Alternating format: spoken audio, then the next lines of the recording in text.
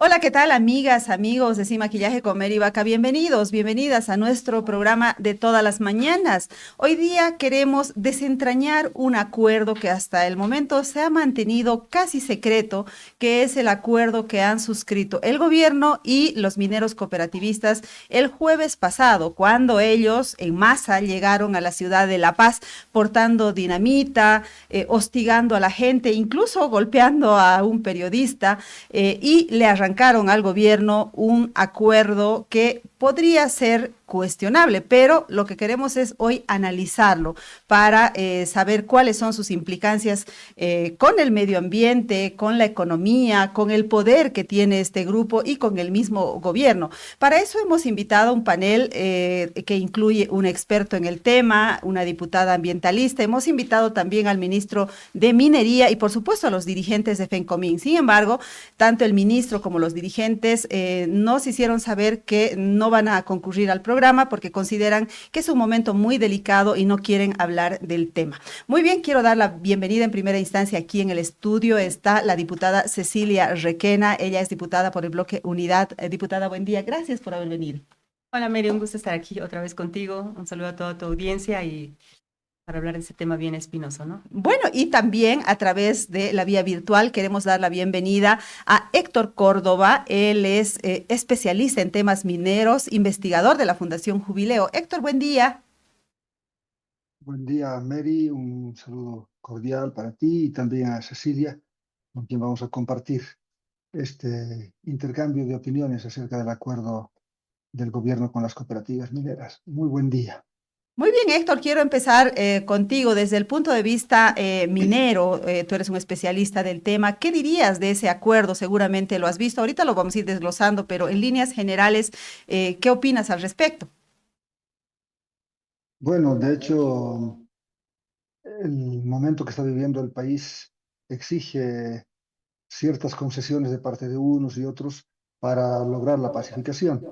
Es decir, cuando se negocia en este ambiente, pues se conceden a veces muchas más cosas de las que se deberían para lograr rápidamente la desmovilización de un sector. Este acuerdo tiene aspectos positivos para las cooperativas, eh, también en algún caso para la minería nacional, pero cuando vayamos a ver el detalle, nos vamos a dar cuenta de que quizás se han cedido muchas cosas sin entrar al fondo de la realidad misma de lo que es el sector cooperativo y de lo que debería ser en el largo plazo la minería nacional. Sucede. Lo que pasa es que siempre ocurre esto con los cooperativistas mineros que llegan con su pliego petitorio cuando el país está, pero en vilo, al filo así de una convulsión y entonces, claro, le arrancan a los gobiernos, y estoy hablando en plural porque no es la primera vez que lo hacen, diferentes concesiones. Quiero ir ahora con la diputada Cecilia Requena para que nos diga su percepción general sobre este acuerdo.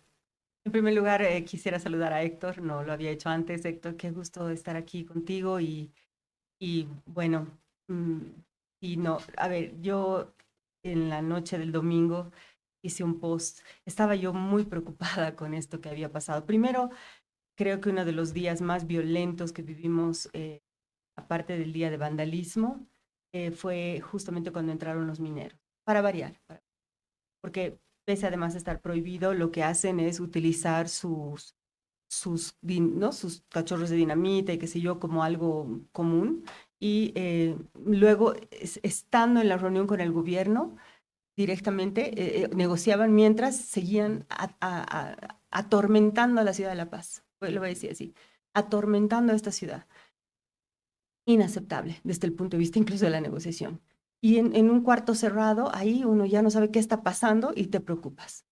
Y luego a las 3 de la mañana, cuando la mayor parte de la gente estaba durmiendo, salieron y ellos salieron silenciosos, rarísimos, y no daban declaraciones.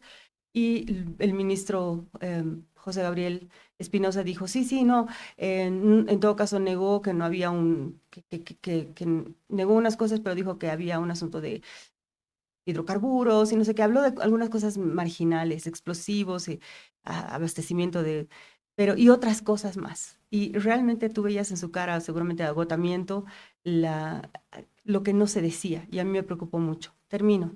Cuando ya salió en un canal marginal, pero luego Fides puso el acuerdo, a mí me horrorizó porque fueron todas las cosas, y aquí termino, todas las cosas contra las cuales hemos estado luchando los ecologistas todos estos años y que ni siquiera el gobierno de Arce se atrevió a darles. Por ejemplo, entrar a las áreas protegidas otra vez, ¿no?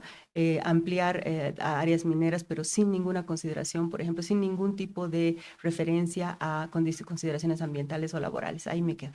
Ya, muy bien, vamos a ir mirando cuáles son los puntos de ese acuerdo. Evidentemente lo hemos tomado de la agencia de noticias Fides, que es la que publicó el acuerdo, y también lo hizo el periodista John Arandia, que son los dos únicos que lograron acceder a los detalles. Así es que vamos desglosando el acuerdo con las láminas, por favor. Les pido que pongamos acuerdo sobre áreas protegidas. La AJAM restablecerá el reglamento de otorgación de derechos mineros en áreas protegidas de manera pronta. El CERNAP realizará la reposición del reglamento para la emisión del certificado de compatibilidad de uso de suelo como instrumento técnico operativo para la otorgación de derechos mineros en áreas protegidas, conforme al artículo 220 de la Ley 535. Yo eso no lo entiendo, así que voy a pedir a los especialistas que nos expliquen, pero veamos por favor la siguiente lámina. Acuerdo sobre liberación de áreas. El ministro de Minería y Metalurgia hasta el 20 y 25 de mayo de 2026, respectivamente, mediante resoluciones ministeriales, procederá a la liberación de áreas y la tercera liberación de las áreas del Decreto Supremo 1369 y priorizará las nuevas áreas mineras en favor del sector cooperativo por su carácter productivo social en beneficio del país. Y el procedimiento posterior de liberación se desarrollará en coordinación con FENCOMIN, AJAM, Comibol, Ministerio de Minería, en la reunión a efectuarse el día 15 de mayo a horas 9 a.m. Quiero ir con Héctor en primera instancia para que nos diga el significado de estos puntos que tienen que ver con áreas protegidas y liberación de áreas. Adelante, Héctor. Bueno, el Estado determina la protección de ciertas áreas de su territorio para evitar actividades que vayan en contra de, sobre todo, aspectos ecológicos y también de las culturas, de respeto a las culturas de las gentes que viven en esas zonas. El Madidi, por ejemplo, es un área que ha sido declarada protegida y a partir de la declaración de área protegida, pues hay que respetar esa determinación y no se pueden hacer ciertas actividades ahí dentro. Ahora es verdad que las áreas protegidas tienen distintas zonas donde se pueden hacer determinadas actividades y difícilmente la actividad minera puede ser compatible con la declaración de áreas protegidas. Se ha hablado mucho de los derechos preconstituidos y en nombre de ese derecho se ha intentado ingresar a las áreas protegidas del país, particularmente al Madidi, en busca del oro. Y el Madrid ha sido declarada área protegida el año 1995 y si había algunos operadores que estaban trabajando antes de esta fecha en el Madidi, a eso se podría considerar que tienen derechos preconstituidos, pero habría que contemplar también el daño que hace la minería y que a pesar de tener derechos preconstituidos, habría que limitar el uso de mercurio, el uso de maquinaria pesada y otras tecnologías o técnicas que destrozarían el medio ambiente y afectarían la esencia misma de la declaración de área protegida. Ahora, hemos visto en los últimos años cómo han ido ingresando de una u otra manera a las áreas protegidas declaradas en el país. Y para eso se obtiene una certificación del CERNAP, que es un certificado que dice sí pueden hacer actividad en esta zona porque no está totalmente protegida o no está prohibida esta actividad. Y la ley de minería también dice que se puede hacer minería en estas áreas protegidas siempre y cuando no se afecte la esencia misma por la cual han sido declaradas protegidas estas áreas. Y lo que da la impresión de este acuerdo es que se está abriendo casi completamente todas las compuertas de seguridad que se habían puesto para estas áreas, para que las organizaciones estas realicen actividades dentro de sus territorios, explotando particularmente el oro, que es fundamentalmente el metal que están persiguiendo estas organizaciones. Mm. Y la liberación de áreas también que habían sido declaradas protegidas o de reserva fiscal por parte del Estado también es algún tema delicado, porque si son áreas vírgenes y entregar estas áreas a una organización que no tiene capital, por lo tanto no usa tecnología y que va a hacer un trabajo depredador, es ir en contra de los intereses económicos del Estado. Habría que revisar detalladamente cuáles son estas áreas, en qué estado estarían liberándose para que sean adjudicadas más tarde a las cooperativas. Ahí está entonces la frase textual de Héctor Córdoba es, se abren todas las compuertas de seguridad para el ingreso de este sector, es decir, los mineros cooperativistas, a las áreas protegidas. Cecilia, este es el punto más importante y más riesgoso de este acuerdo, es el punto nodal de este acuerdo con el gobierno. ¿Eso quiere decir que le abren las puertas a los cooperativistas, al Madidi, por ejemplo? Yo veo varios problemas ahí, uno de ellos siendo este, ¿no? Pero también el otro, el de las otras áreas fiscales, al que también he hecho referencia a Héctor. Exacto. Entonces, voy a comenzar por ahí. En primer lugar, quisiera decir que este acuerdo debió haber dicho como mínimo que se respetará la Constitución, que se respetará el medio ambiente, que se respetarán los derechos laborales, que se respetarán a los pueblos indígenas, particularmente o a los ribereños, cuando se me refiero a los que viven alrededor, digamos, en torno a los ríos, a no ser intoxicados con mercurio, algo, ¿no ve? Porque si no, resulta que los mineros han logrado todo, es una capitulación la que ha ocurrido con el gobierno, una capitulación de un movimiento, creo que lo comentábamos antes de entrar, armado, una capitulación del Estado de la defensa del bien común. Han firmado la rendición del Estado de defender los bienes comunes. Y no son solo los ambientales, los laborales de la gente que están explotando, porque las cooperativas no son realmente cooperativas, se llaman cooperativas, pero son métodos de explotación de unos cuantos socios que tienen peones, sino también estoy hablando, y esta es una introducción general, pero por ejemplo, del Estado boliviano. El Estado boliviano necesita oro para reforzar, para respaldar su moneda. Nuestro oro se está saliendo por contrabando en gran medida, no sabemos en cuánto, porque claro, el contrabando no se registra, por eso es contrabando. Cuando lo necesitaríamos en el Banco Central para respaldar nuestra moneda de manera que no se deprecie, con todo lo que eso implica. Y ahora resulta que las áreas reservadas, voy a empezar por el segundo punto, que según otro experto que yo escuché, serían las más ricas, se les vuelven a entregar a estos señores, los cooperativistas, que les recuerda a la gente, no pagan impuestos. No pagan impuestos. No pagan más que unas miserables regalías, que no llegan al 2% cuando la calculas en total. Y ese total es sobre lo que se reporta, porque no se paga sobre el contrabando. Y nos dejan unos gastos impagables y a veces irreversibles de la contaminación. Y no voy a hablar del valor imposible de estimar del desastre que le estamos haciendo del genocidio de los pueblos indígenas de tierras bajas. Entonces, ¿quién tenía que haber defendido, por ejemplo, el derecho de estos pueblos, de todos los bolivianos, de tener su oro? Porque este oro se está privatizando, ¿no ve? Gente que se vuelve rica con el oro de todos los bolivianos, porque eso dice la Constitución, y que nos dejan una miseria que no nos alcanza ni siquiera para reconstruir el desastre que nos generan, porque eso genera inundaciones, como en Guanay, como en Mapiri, destruyen puentes, destruyen caminos. La gobernación no tiene plata ni para arreglar lo que se destruye. Entonces estamos perdiendo como país. ¿Quién tenía que defender eso? El gobierno. El gobierno no defendió. Ese es un primer punto de marco, Mary, si yo lo puedo poner ahí. En segundo lugar, Héctor ya explicó eso y tal vez se lo puede explicar mejor porque él es experto minero, yo no. Hay muchas cosas que no están claras. Por ejemplo, cuáles son esas áreas reservadas. Pero en todo caso, ahí voy a cerrar y voy a ir al punto de las áreas protegidas. A mí me parece que nosotros tenemos derecho como bolivianos a decir, ¿a quién le van a dar las áreas más ricas de oro de este país? A quienes no benefician al bien común. Yo no estoy de acuerdo. No estoy de acuerdo. Y creo que eso es impugnable. Ahora voy a lo de las áreas protegidas. Como bien ha dicho Héctor, las áreas protegidas tienen un fin. Y lamentablemente ahí hay toda una discusión general, voy a ir a la discusión genérica, debe haber esta minería devastadora, porque es devastadora, no es una minería, digamos, como antes había de bateas, ¿no? Tradicional. La que hay, por ejemplo, en el Madidi, pero no es solo el Madidi, han destruido a Polobamba, un área protegida también de La Paz, o Cotapata, que está acá en los Yungas.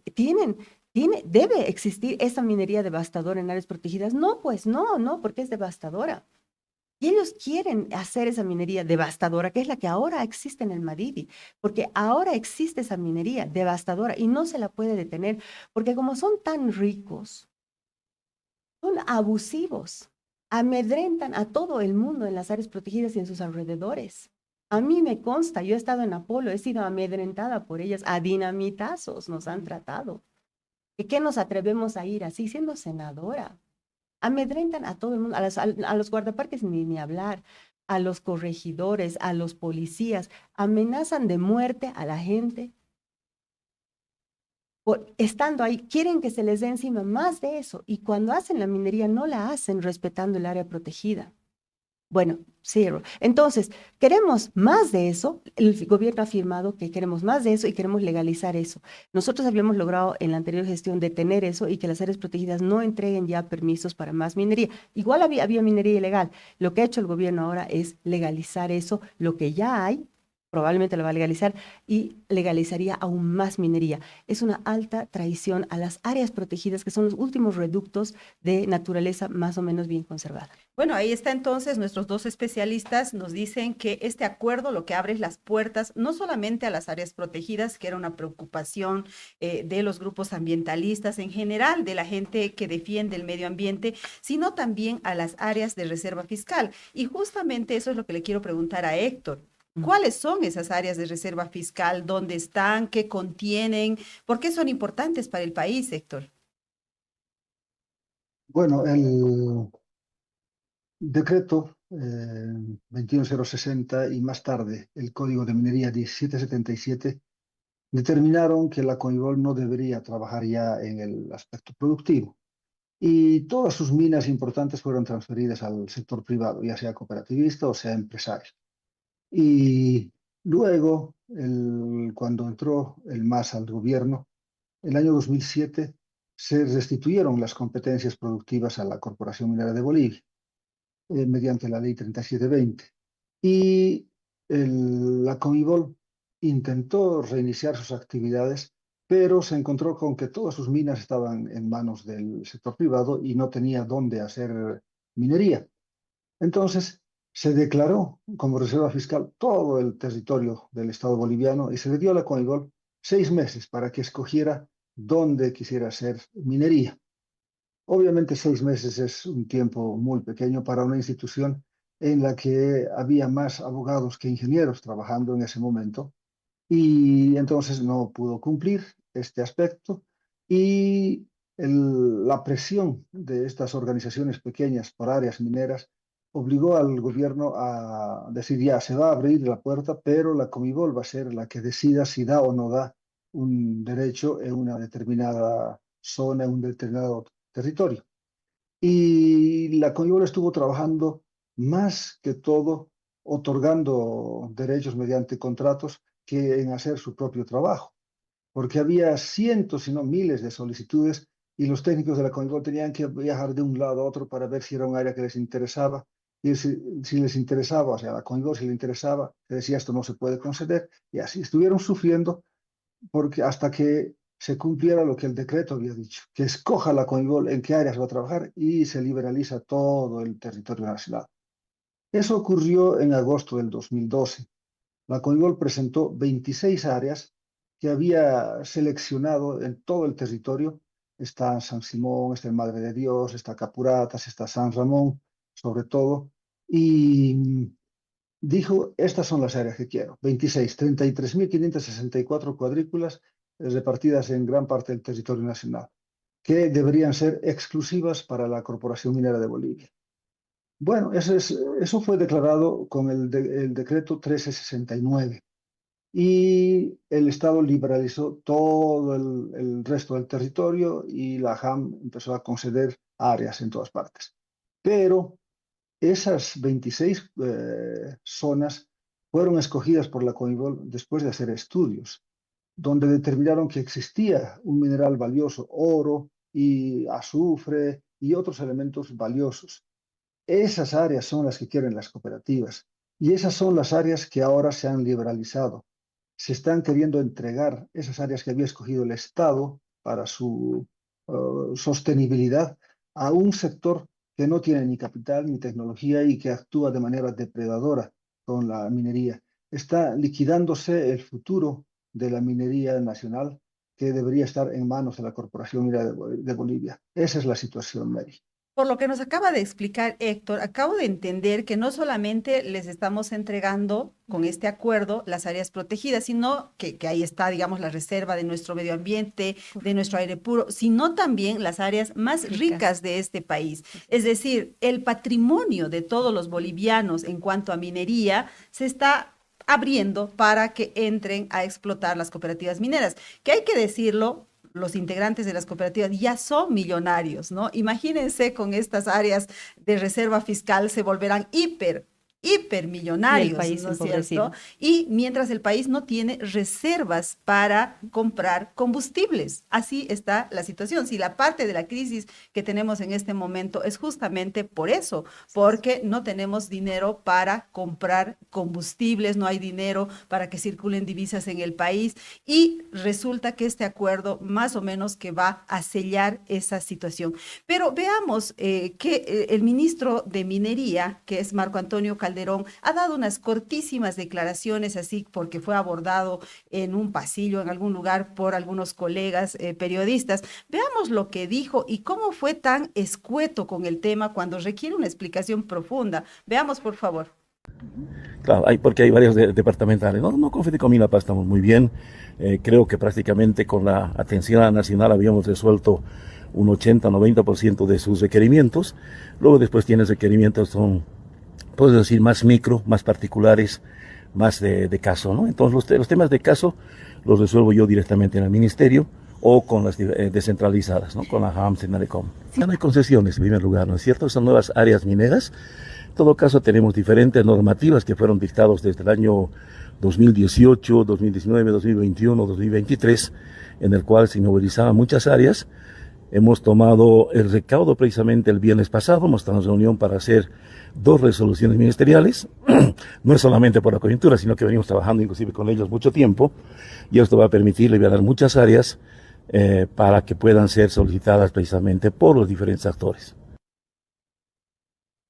Esas, las declaraciones del ministro de Minería, como les decía, cortísimas, enseguida las vamos a analizar, pero ahora permítame, porque tenemos que ir a una breve pausa y enseguida volvemos también con nuestros invitados.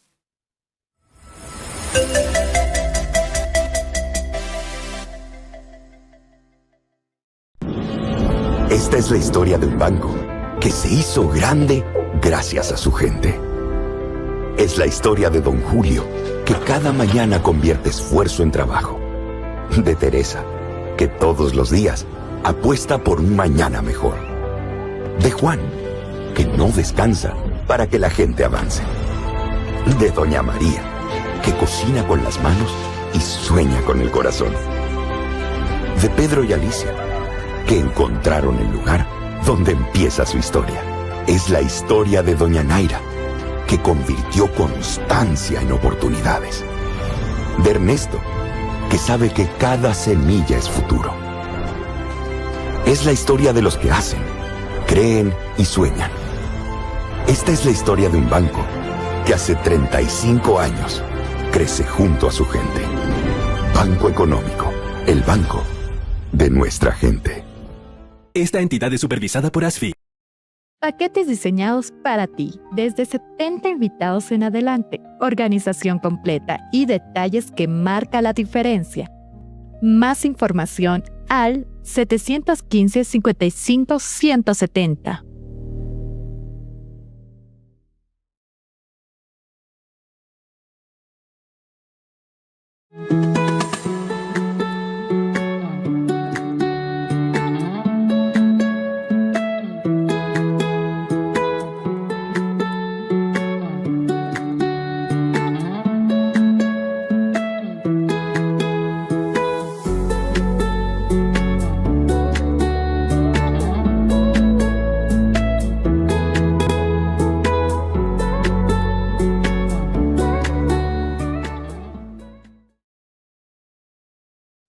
Estamos de regreso en Sin Maquillaje hablando con la diputada Cecilia Requena y con el especialista Héctor Córdoba sobre el acuerdo que han suscrito los mineros cooperativistas con el gobierno el jueves en la noche, básicamente el viernes en la madrugada.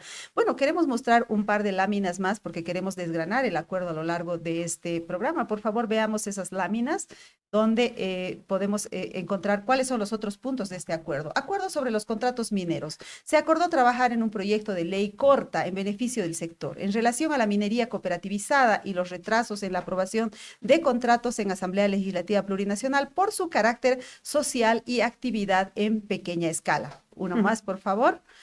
Acuerdo sobre la reversión de una reserva fiscal. El Ejecutivo dispone la inmediata abrogación del Decreto Supremo 5615 que declaró reserva fiscal al sector de Chiquituy y Pocuata. Sobre los proyectos de ley en consulta, las respuestas deben ser socializadas y consensuadas con Pencomín en beneficio del país. Quiero ir con Cecilia Requena sobre lo anterior, sobre los contratos. ¿Son esos contratos por los que se luchó toda la anterior legislatura para que no se aprobaran, Cecilia? Qué bueno poder aclararlo acá, porque cuando yo leo eso, digo, ¿de qué exactamente están hablando, Mary? Porque mira, a nosotros nos han amenazado hasta el final con que nos iban a mandar 3.000 contratos. Y todo el tiempo han estado amenazando. Durante los 5 años anteriores con que yo era senadora, hablaban de miles de contratos. Incluso alguna vez en un evento, unos mineros medianos, que son una situación muy distinta, los mineros medianos están pagando muchos impuestos. Por eso Potosí es ahora el departamento que más exporta en Bolivia. Exacto. Y por eso Potosí está recibiendo regalías, muy distinto a los cooperativistas. Y por eso es que cuando yo digo que las áreas reservadas no deberían ir a los cooperativistas, no estoy diciendo necesariamente que vayan a la Comibol. Ahí Héctor estaba, creo que hay que enriquecer eso, podrían ir a otro tipo de empresas. Y creo que la nueva ley minera justamente estaba tratando de que las cooperativas se puedan asociar a las grandes empresas. Pero ahora el gobierno mismo, con el mismo ministro, firma este acuerdo, así que yo no entiendo muy bien eso. Pero bueno, en todo caso, volviendo a los contratos, a nosotros nos llegaron 23 contratos, 23, nada de miles de contratos. Dicen que los contratos se han trancado en el Poder Legislativo. Yo no sé de qué me están hablando, porque al Senado llegaron 23, y de esos 23, ellos redujeron por sí mismos a 4 y nos quedaron 19. Esos 19 tienen informe que nosotros hicimos en la Comisión de Medio Ambiente y rechazamos todos por razones, pero así, y de derechos humanos. La consulta previa era ridícula. O sea, realmente tú ves los documentos que te dicen que hubo consulta previa, lo que ha pasado en Tariquía, lo mismo, es absurdo. Y hay otro problema que no está resuelto, por ejemplo, en el acuerdo, el artículo 93 de la ley minera, no lo voy a poder explicar acá para no aburrir a la gente, pero no está claro qué hacemos. ¿Cómo hacemos para que haya una consulta previa libre e informada antes de dar el contrato minero, si es que no se sabe cuál va a ser el impacto ambiental? Y el problema es que el licenciamiento ambiental viene después del contrato, como es en todo el mundo. Pero ¿cómo una comunidad se puede comprometer a 40 años de un contrato minero o 30 años si es que no sabe cuál va a ser el impacto? Ese es un problema serio que hay que resolver, porque el artículo 93 de la ley minera dice que debe haber, si es que está en un lugar que es sensible como el agua, que tiene que haber un estudio ambiental con enfoque multisectorial. Y eso no está reglamentado y nunca se reglamentó. Entonces nosotros decíamos, ¿dónde está este estudio? Por razones como esas y otras más, no voy a entrar en detalles, nosotros no pudimos aprobar esos contratos, pero eran 19. Así que ahora no sé a qué contratos se refieren, ¿a esos 19?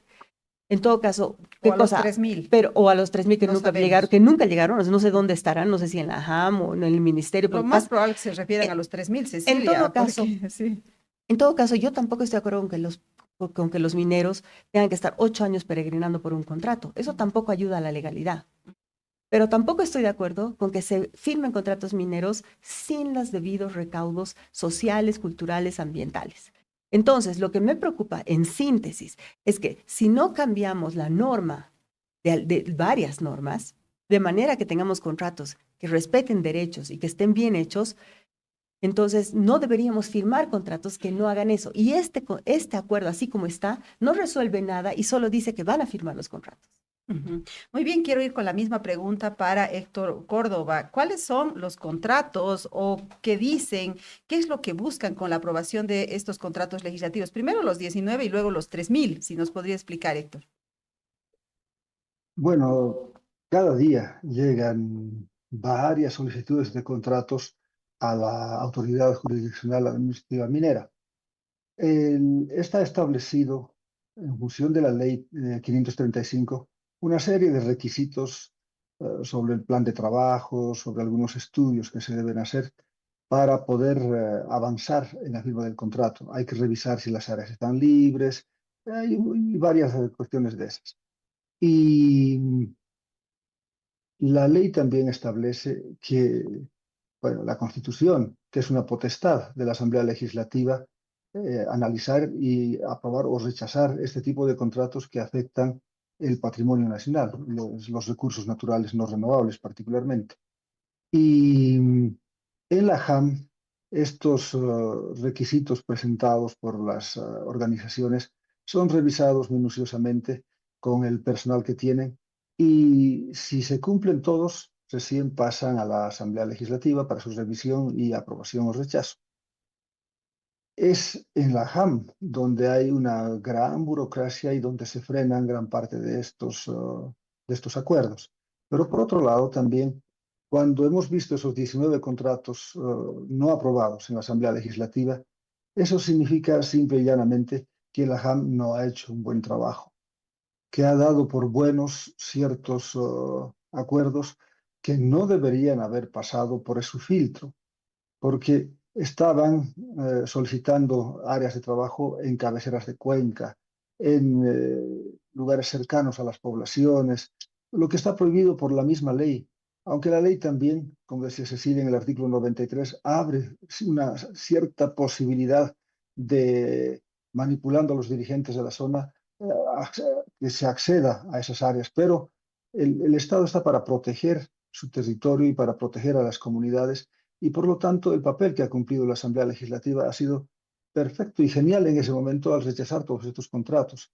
Ahora, la JAM tiene que hacer un trabajo mucho más minucioso, más detallado, para que no pasen a la Asamblea Legislativa aquellos acuerdos que no cumplen todos los requisitos y que no están defendiendo los intereses del país y sí favoreciendo intereses particulares que no respetan medio ambiente, no respetan las comunidades, destruyen sistemas de vida, etcétera, etcétera. Claro, el problema es que si no pasan, los mineros van a volver otra vez a La Paz con sus dinamitas y nos van a hacer sufrir 24 horas y van a sacar lo que ellos quieran, ¿verdad? Eso es lo que lamentablemente ha estado pasando este último tiempo. Pero quisiera que veamos las otras 3 láminas que tenemos previstas para terminar de desgranar este convenio firmado entre las cooperativas y el gobierno. Por favor, vamos a las láminas. Acuerdo sobre un cargo en FENCOMIN. Hasta que la ley de minería cambie conforme al procedimiento y se acomode a la verdadera realidad social, se analizará la procedencia de incorporar un representante de FENCOMIN en un cargo estratégico dentro de la estructura administrativa de la estatal de Comibol. Es decir, van a entrar a cuidar el queso, en otras palabras. Sigamos, por favor.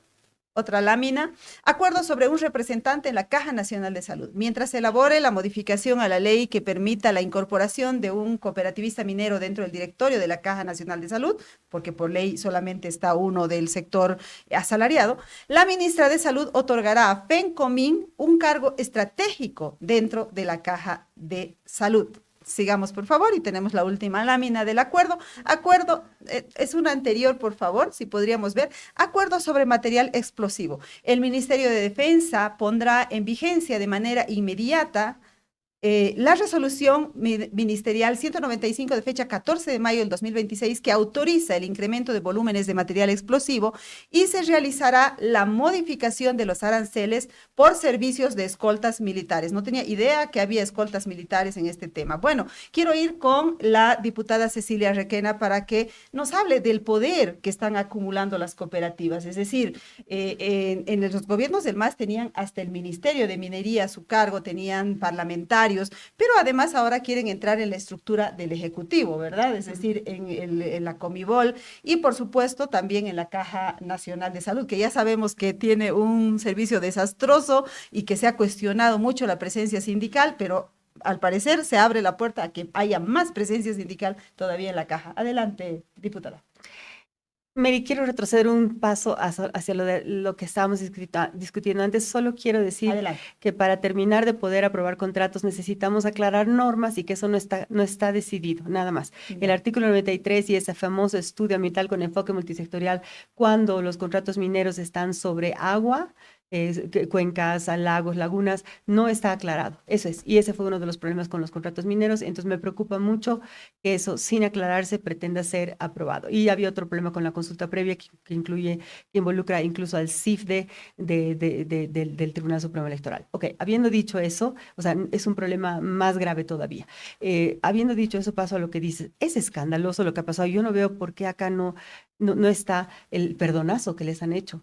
Porque las cooperativas no han pagado, incluso han hecho fraude. Alguna vez vi pruebas, no he podido hacer seguimiento de ese tema, de no pagar sus debidas cuotas, de sus trabajadores los explotan, porque no todos los cooperativistas son los socios. Hay mucha explotación y por la necesidad de la falta de empleo. Ese es el problema del sector. El sector está agarrando mucho del problema de empleo.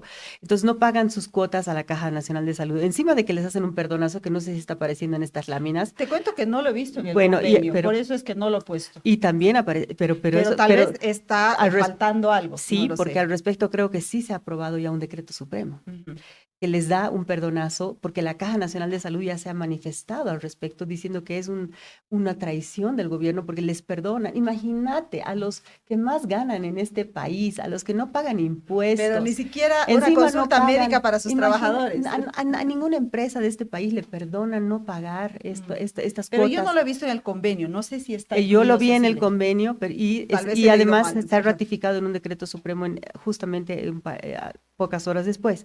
Entonces, resulta que si ahora... hay decreto, ya es decreto. Y entonces ahora resulta que encima va a estar en la Caja Nacional de Salud, y hay otro señor que me explican que ya está de Fedecomín, porque hay mucha confusión entre Fencomín y Fedecomín, porque además ahí hay unas peleas sobre estas. Entonces, es terrible lo que estamos haciendo porque encima de que abusan, no pagan, ahora van a estar en el directorio de la Caja Nacional de Salud. Eso nos perjudica a todos y es inaceptable.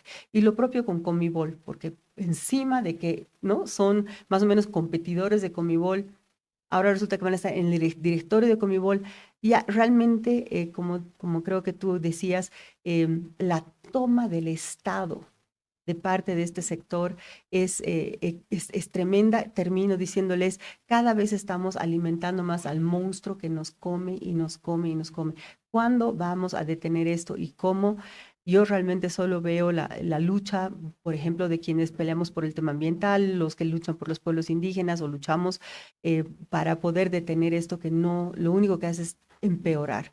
Esa es mi gran preocupación con lo que ha pasado. Entiendo que es difícil, me pongo en el lugar del gobierno, pero me preocupa muchísimo lo que está pasando porque, insisto, es una capitulación de la defensa de los bienes comunes. Muy bien, quiero ir ahora con Héctor Córdoba para preguntarle sobre el poder que acumulan las cooperativas mineras. ¿Hay algún riesgo de que cada vez tengan no solamente poder económico, sino poder político? Un día de esos pueden pedir también el gobierno, la presidencia, no sé. Bueno, de hecho, lo que acabamos de leer es muy grave para mí desde el análisis minero. No olvidemos, el primer ministro de minería que tuvo Morales fue un cooperativista. El primer ministro de minería que tuvo Yanín Áñez, también un cooperativista. Y el último ministro de minería que tuvo Arce, cooperativista. Y además de estos cargos ejecutivos muy altos, las secretarías de minas de las gobernaciones han estado permanentemente controladas por el sector cooperativo y varios cargos técnicos fueron puestos o impuestos por las cooperativas, al margen de diputados y senadores que tuvieron en su momento. Y el poder que han ido desarrollando es muy grande porque si al comienzo era un poder organizativo simplemente, después se ha vuelto un poder por la cantidad de gente y luego por la cantidad de dinero que manejan. El poder económico, organizativo y de movilización que tienen estas cooperativas es gigantesco en el país.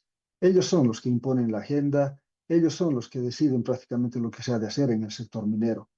Y lo que estamos viendo en el caso de la Comibol, cuando la Comibol cerró sus actividades operativas y se licenció prácticamente todos sus trabajadores. Estos intentaron incorporarse a la vida económica en las ciudades y ante el fracaso retornaron a las minas donde estaban trabajando y el gobierno les autorizó en ese momento a hacer actividades mineras si se organizaban como cooperativas y les dio un apoyo técnico, económico, les entregó viviendas, les entregó campamentos, les entregó ingenios inclusive para que continuaran con sus actividades. Y luego, como la Conmebol ya no era un ente operativo, en el directorio ingresaron dos cooperativistas para agilizar, según así se decía, agilizar los trámites de las cooperativas, porque se le ordenó a la Conmebol entregar sus activos a las cooperativas, sus equipos, sus maquinarias. Es verdad que algunos a título gratuito, otros con contratos de compra-venta o de arrendamiento, y también sus campamentos. Había que entregar casas, hospitales, escuelas, y todo esto al sector cooperativo, y para eso se necesitaba, de acuerdo a los análisis que se hicieron en ese momento, la presencia de dos cooperativistas en un directorio de 5 personas.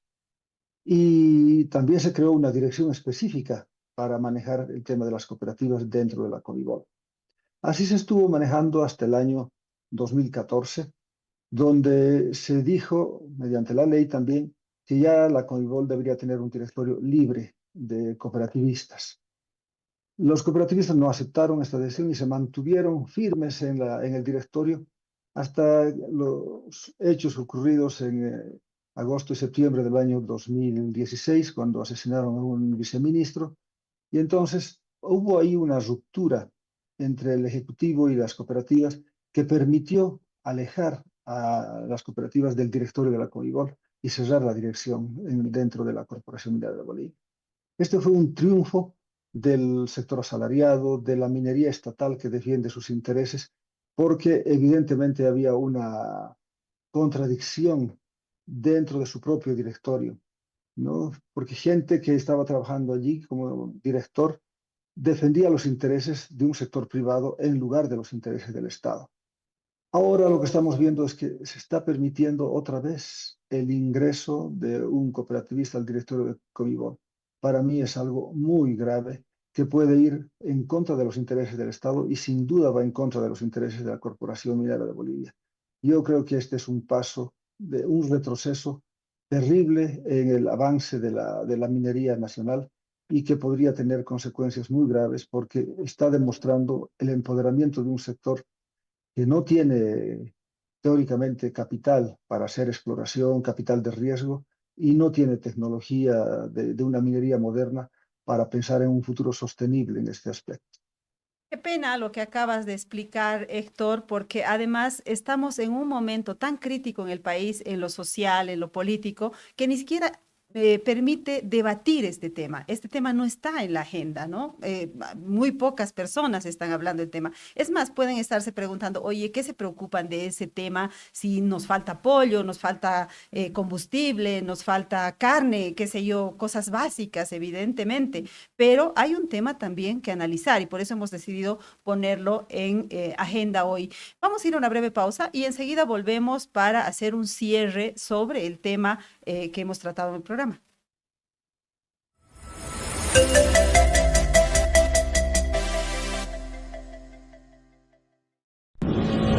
Esta es la historia de un banco que se hizo grande gracias a su gente. Es la historia de Don Julio, que cada mañana convierte esfuerzo en trabajo. De Teresa, que todos los días apuesta por un mañana mejor. De Juan, que no descansa para que la gente avance. De Doña María, que cocina con las manos y sueña con el corazón. De Pedro y Alicia, que encontraron el lugar donde empieza su historia. Es la historia de Doña Naira, que convirtió constancia en oportunidades. De Ernesto, que sabe que cada semilla es futuro. Es la historia de los que hacen, creen y sueñan. Esta es la historia de un banco que hace 35 años crece junto a su gente. Banco Económico, el banco de nuestra gente. Esta entidad es supervisada por ASFI. Paquetes diseñados para ti, desde 70 invitados en adelante, organización completa y detalles que marca la diferencia. Más información al 715 55 170. Estamos de regreso en Sí Maquillaje con Mary Vaca hablando sobre la minería. Y ahora quiero preguntarles a nuestros invitados si ellos aprueban la minería o rechazan la minería. Lo que pasa es que, claro, después de escucharlos puede quedar la impresión falsa, diría yo, de que se oponen a toda minería. Pero debe haber minería buena, minería que paga impuestos, minería que cuida el medio ambiente. No lo sé. Empiezo con Cecilia Requena. Mary, la minería en este momento va a tener, y tiene ya en el mundo un impulso grande por ejemplo, la transición energética, que es un asunto que a mí me importa mucho por los asuntos ambientales, es decir, esta transición a la electrificación. Y gústenos o no, entonces se ha vuelto una oportunidad. Y a mí me parece que lo que estamos viendo con Potosí, por ejemplo, sobre todo Potosí, nos muestra, creo, el camino a seguir. Yo quiero ser muy cuidadosa con eso porque puede también estar dentro del extractivismo clásico y ser otro desastre, pero podría no serlo. Si nosotros establecemos, y creo que esta es una oportunidad que no hay que cerrar, establecemos las condiciones laborales, ambientales, ¿no? Las condiciones, por ejemplo, de cómo hacemos los contratos con estas empresas. Hay políticas que se están autoimponiendo, por ejemplo, en la Unión Europea, en su política de Global Gateway, que bueno, esto es en inglés, es una especie de, no sé, una alianza con el mundo para tratar de que de ahí de donde se extraigan los recursos naturales no queden territorios de sacrificio y más bien hay una especie de industrialización que incluya a esos territorios y le dé beneficios. Ese tipo de políticas existen. E incluso tengo noticias, espero que se confirme, de que hasta China, que no ha estado pensando en eso hasta ahora, está pensando en eso. Lo que quiero decir es que hay oportunidades y hay que buscarlas. Ya tenemos empresas que si bien no están exentas de críticas y fuertes, hace poco Manquiri le han ordenado limpiar unos pasivos terribles en unas lagunas, no estoy idealizando, pero por lo menos creo que tenemos con estas empresas, ¿no?, la oportunidad de hacer hacia adelante, porque hacia atrás realmente hay cosas muy, muy, muy problemáticas, pero hacia adelante hacer mejores contratos, pero con empresas serias, como decía Héctor, lo estaba implicando todo el tiempo, serias, con tecnología, con capital, a las que les podemos pedir todos derechos laborales, ambientales, etcétera. Y entiendo, y voy cerrando, que la ley minera estaba yendo en ese sentido y que incluso la ley minera estaba tratando de formalizar a las cooperativas, permitiéndoles una alianza que la ley 535, aprobada en el gobierno de Evo Morales y que ha creado el monstruo de las cooperativas, eso hay que decirlo, porque este monstruo del cooperativismo, mal llamado cooperativismo, porque no es cooperativismo, porque tienen peones, ¿no? La cooperativa no deberían tener, pero los tienen y los explotan, están fuera de la ley laboral, es horroroso, pero bueno, esa ley fue creada por Evo Morales, pero entonces, si tratamos de formalizar, tal vez entonces podamos salir de este horror, y entonces no entiendo muy bien este acuerdo, porque este acuerdo, que está, donde está el ministro, va en contra de esa ley minera que se supone que tendría que venir ahora, que tampoco la conozco bien, pero entiendo que esto intentaba. Pero quiero tratar de buscar salidas a este país. Esa sería una salida si lo logramos, ojalá. Y la otra, creo que son otro tipo de medidas, de ser muy serios en lo ambiental, muy serios en los derechos de los pueblos indígenas, en las áreas protegidas, etcétera. Yo, por ejemplo, tengo una ley ya con media sanción de reducción y hasta eliminación del mercurio, que beneficia también incluso a las cooperativas. Entonces, ir haciendo eso de varios flancos para que ni siquiera el cooperativismo sea tan dañino como es ahora.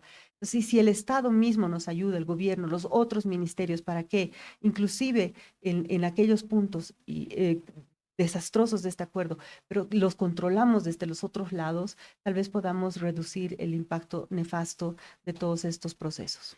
Claro, la pregunta es si es que cuando se trate la ley minera, ¿se va a anteponer la ley minera o se va a anteponer el acuerdo que se acaba de suscribir? Voy con Héctor Córdoba para preguntarle cómo debería ser la política minera de aquí para adelante en el país. Bueno, has tocado un tema muy complicado porque la base de todos los líos que tenemos en el sector minero está en lo determinado por la Constitución Política del Estado. Los minerales son del pueblo boliviano y nadie puede atribuirse propiedad sobre estos recursos. Ese es el punto central. Tradicionalmente, el minero que extrae el mineral se apropia de su valor y lo anota como si fuera parte de producción. En realidad, nadie produce minerales. Los minerales ya han sido producidos por la naturaleza hace millones de años y lo único que hace el minero es extraer estos minerales. En la ley de minería del Uruguay de hace unos años, creo que ahora ya no está vigente, cuando el minero extraía el mineral, debía entregarlo al Estado y el Estado le reconocía su inversión, le reconocía su costo de operación y un margen de utilidad, y el mineral quedaba para el Estado y el Estado ya sabía qué tenía que hacer con eso. Y si esto se pudiera hacer en nuestro país, tendríamos resuelto todo, porque ahora el minero cree que al sacar el mineral es dueño de ese mineral. Eso es lo más grave que está ocurriendo.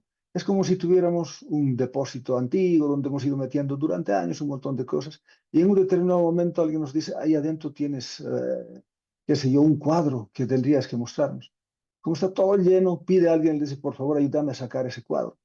Y el otro hurga todo y al final saca el cuadro. Y cuando el dueño le dice, ya, pero es mi cuadro, le dice, no, yo lo he sacado, es mío. Así está ocurriendo con la explotación minera. Y lo que tendría que ocurrir de aquí hacia adelante es que se revise muy bien todos estos principios, estos acuerdos, para que el Estado ah, mantenga su patrimonio intacto, para que el Estado pueda controlar realmente la actividad minera. Como hemos visto con este acuerdo, el Estado ha decidido perder el control de la minería. Y si se va a hacer una ley minera sobre la base de este acuerdo, yo creo que ha de ser muy complicado que lleguen inversiones de riesgo serias a nuestro país. Porque, como decía Cecilia, de hecho, cualquier actividad minera es dañina para el medio ambiente, contamina, pero hay minería moderna que contamina poco o que remedia bien todo el daño que han ocasionado. Y tendríamos que apuntar a ese tipo de minería para que no estemos destruyendo todo nuestro medio ambiente y, por supuesto, nuestro futuro. Esa clase de minería debería ser la que se potencie, se promueva con una nueva ley de minería. Pero es importante saber a dónde queremos llegar. La explotación de los recursos naturales debe generar excedentes los mayores posibles para financiar el desarrollo nacional.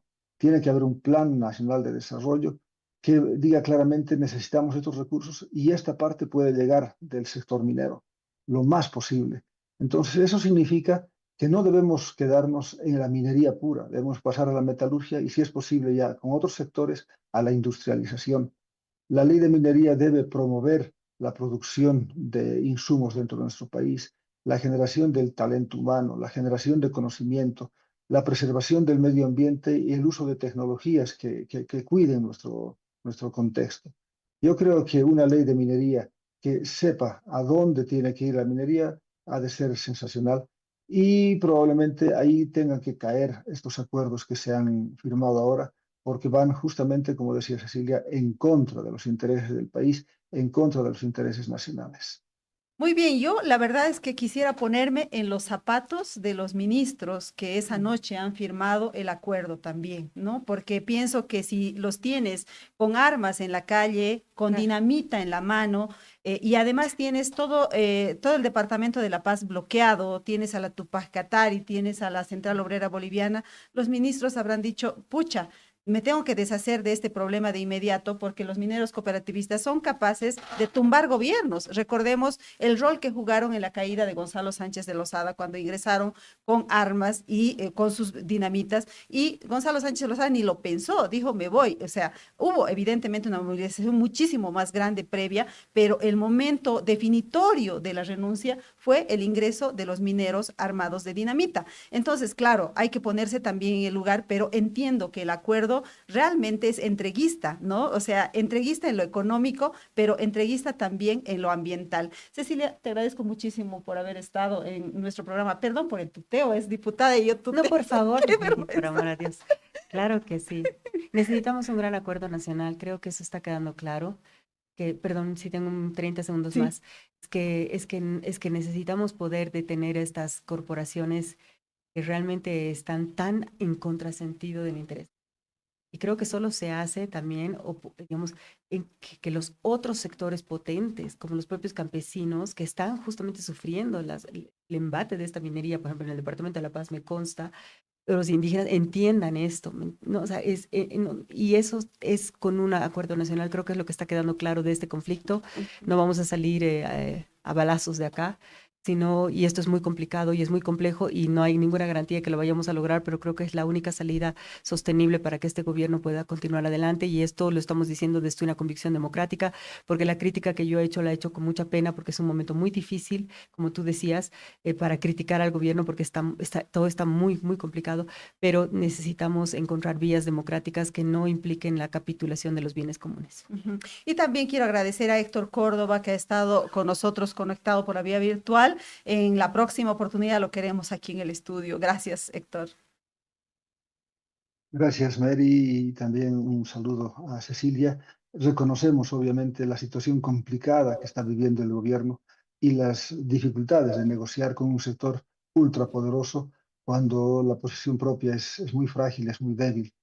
Si se había decretado reserva fiscal Chuquiuta hace poco tiempo nomás y se da marcha atrás, eso nos está mostrando que hay una presión muy fuerte y que se está tratando de conseguir sobre todo la pacificación antes que la resolución a largo plazo, la resolución estratégica.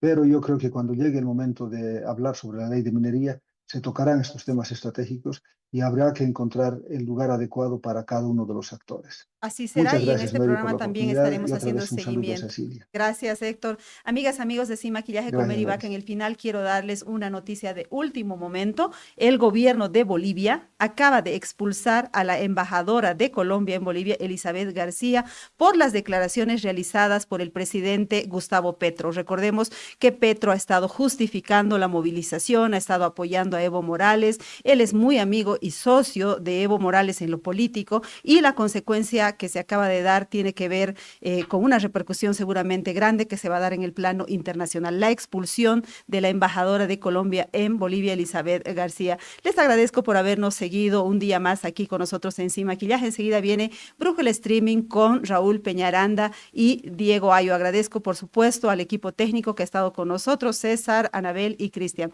Nos vemos conmigo mañana. Chao, chao.